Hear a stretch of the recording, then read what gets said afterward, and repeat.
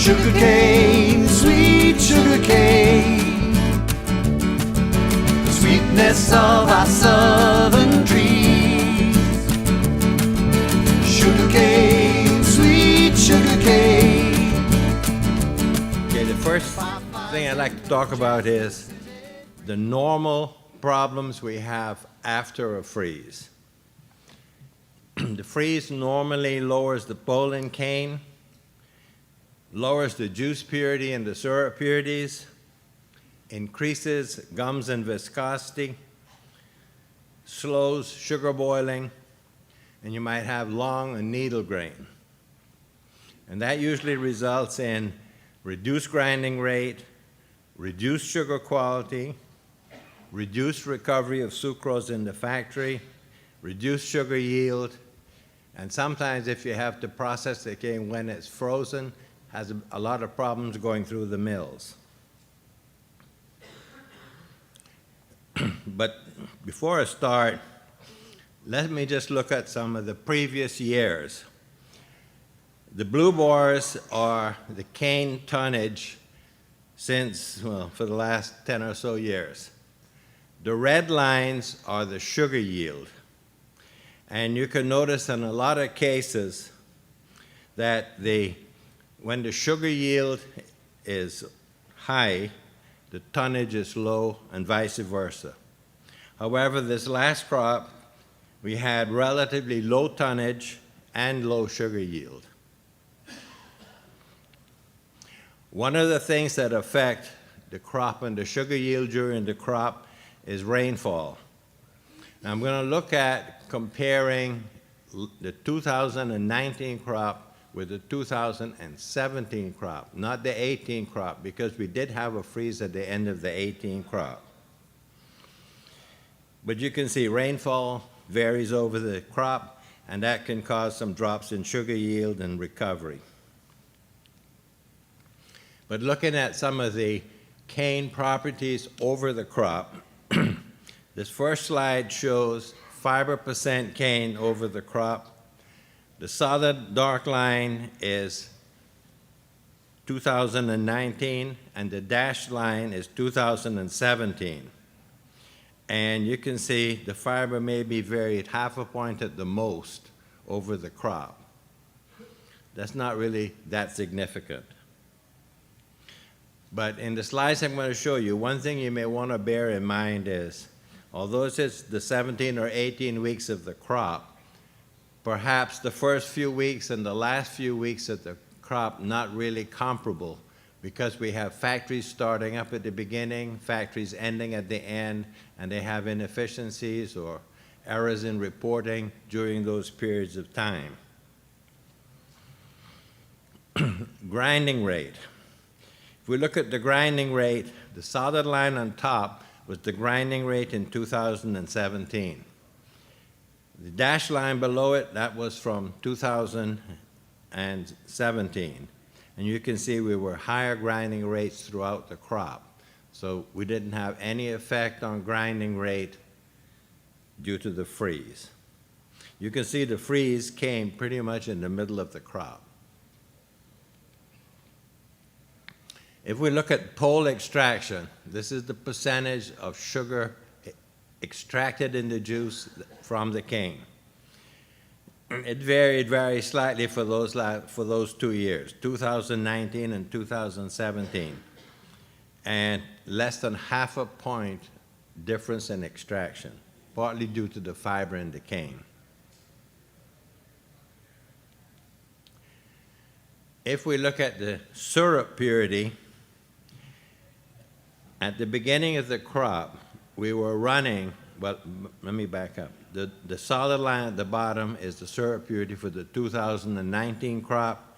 The green line on top was for the 2017 crop. And you can notice for the first 6 weeks or so of the crop, we were about 1 purity point less than in 2017. Then we had the freeze. After the freeze, the difference between the syrup purity in 2017 and last crop was about 3 points. So you can see we lost 2 points of purity following the freeze. If we look at molasses production, the top line is the production last crop. The dashed red line was 2017. And you can see we did make a little bit more molasses throughout the crop, except right at the beginning and right at the end, which you can probably ignore those.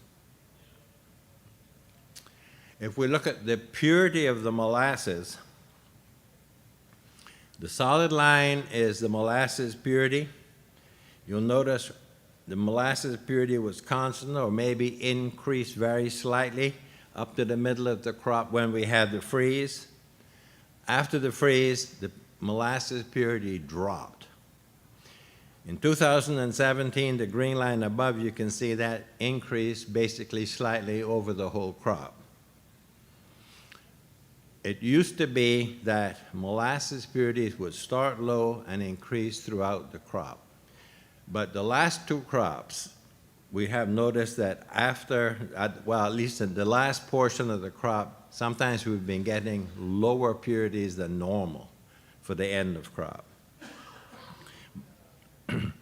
But the combination of amount of molasses and purity, actually the loss in molasses, loss of sugar in molasses in 2019 was basically the same as in 2017, right around 17 pounds sugar per ton of cane. Filter cake doesn't cause a big loss in sugar, but we did have, this is the production of filter cake for those 2017, 2019 crop. The dark line on top was last crop. We did make, you know, maybe 20, 30, 40 pounds more filter cake per ton of cane over the crop, but that had more to do with the rainfall and the distribution of the rainfall than it did to have anything to do with the freeze. If we look at the pole in the filter cake, the amount of sugar in the filter cake, you'll notice it was very comparable up until the freeze in the middle of the crop. After the freeze, last crop, we had lower pole in filter cake, partially because the cane had lower pole. But once again, the difference in how much sugar we lost in molasses was less than half a pound per ton difference between 2017 and 2019. Okay, what makes the biggest difference is pole in cane. Pole in cane is essentially the sucrose in cane, and the more sucrose in cane you have, the more sugar you're going to make. The solid line at the bottom was the pole in cane last crop. And you can see it was increasing up until the middle of the crop. The slight drop before the middle of the crop, somewhere back here, that was due to rain. But in general, we were increasing. However, once the freeze hit, pole in cane declined fairly fast after that, faster than normal. This next slide shows the red line in the middle is the average pole in cane for 2019. The green line at the top and the blue line at the bottom are two individual factories, two of the factories most affected by the freeze. And you'll notice that the red line after the freeze declines, whereas those other two factories subject to the most cold-weathered cane, the green and the blue line, they drop off a lot faster than the average drop-off last crop. So that's showing that the yield was hurt a lot by the freeze. If we look at the sugar yield, this is the sugar yield for those last two crops, and you'll notice they follow similar trends, except that last crop's sugar yield fell off a lot faster.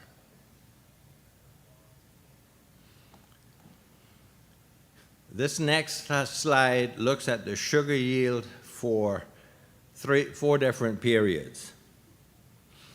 The black line in the middle that looks a little jagged, that's last crop's sugar yield by week. The two top curves are multi-year averages. One is for the last 5 years, and one is for the last 10 years, and you really can't tell them apart too much.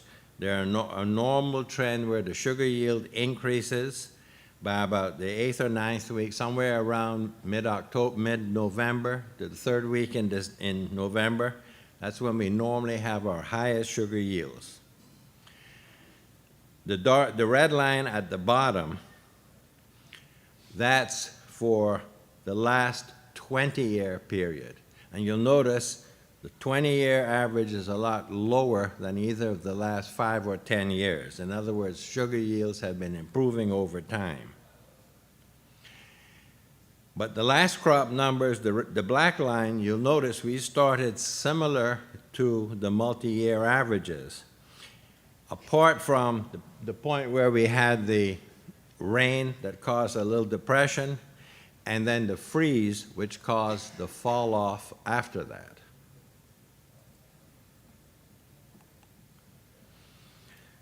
This was the 2000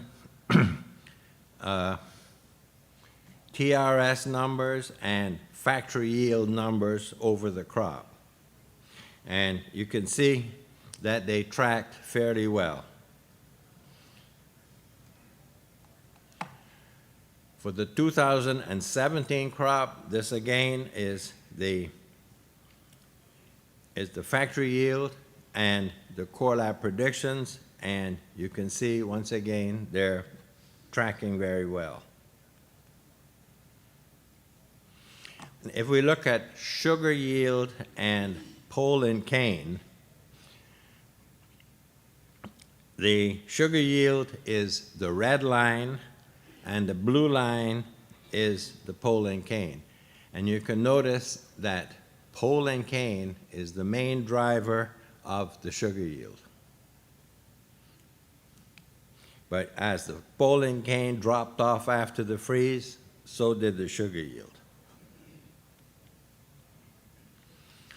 If we look at the liquidation factor, okay, the liquidation factor is the amount of sugar the factory makes compared to the prediction. And for the 2017 crop in red and the 2019 crop in black, it fluctuated a little bit, but the average for both years was 110. So there was almost no difference between what's made and what was predicted for those two crops.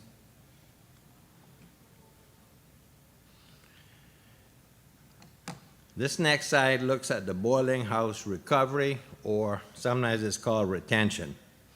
This is the percentage of sugar recovered as a percentage of the sugar in the juice.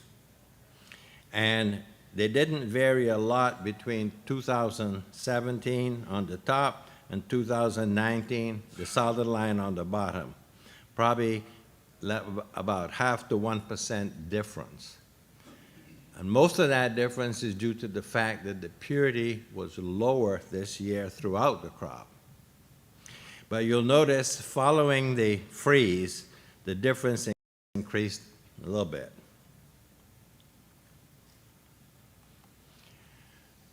This next slide looks at the overall recovery.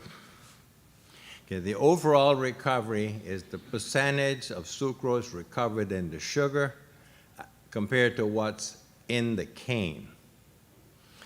And the numbers run about 85 to 88 or whatever.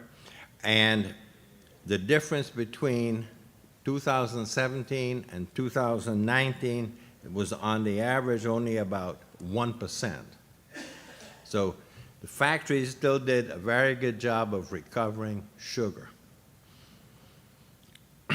The next thing I'd like to look at is the effect of the freeze on the sugar quality. First quality is sugar pole. The solid line is 2019 crop. The dashed purple line is 2017. And you'll notice the pole and cane hardly vary between those 2 years. Very close. So basically, there was no effect.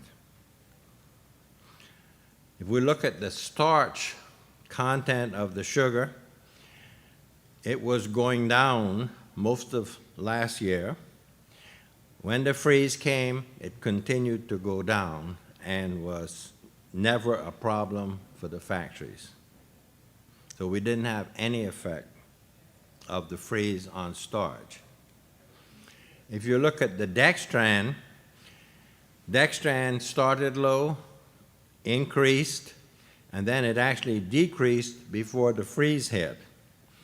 Once the freeze hit, the dextran after that was low throughout the crop, and that was never an issue. Another quality parameter for the sugar is sugar color. You'll notice we started the crop low, it increased, it started to decrease, then we had the freeze, and after the freeze it didn't increase after that. So basically, we had no problems with sugar quality due to the freeze. Okay, in conclusion, the grinding rate was not affected by the freeze.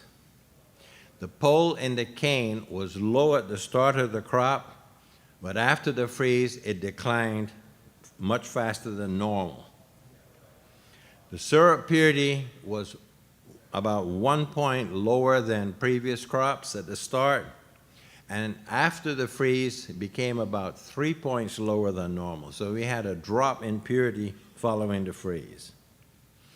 Factory efficiency really didn't change.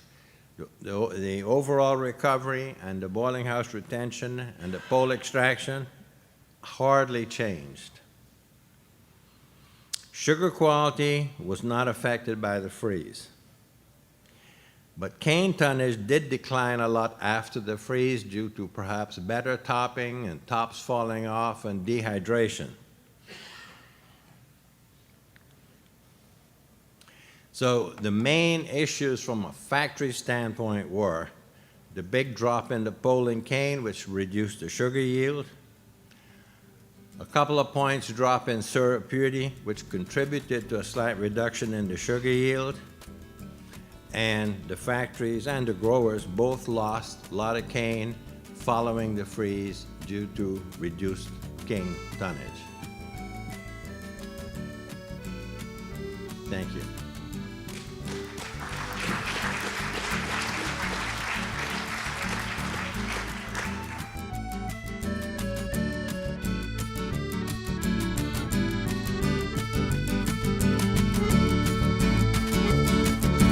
Sugar cane, sweet sugar cane, the sweetness of our southern trees. Sugar cane, sweet sugar cane, fireflies in the jasmine scented breeze. There's a little shade beneath this tree that shields me from relentless heat. An afternoon shower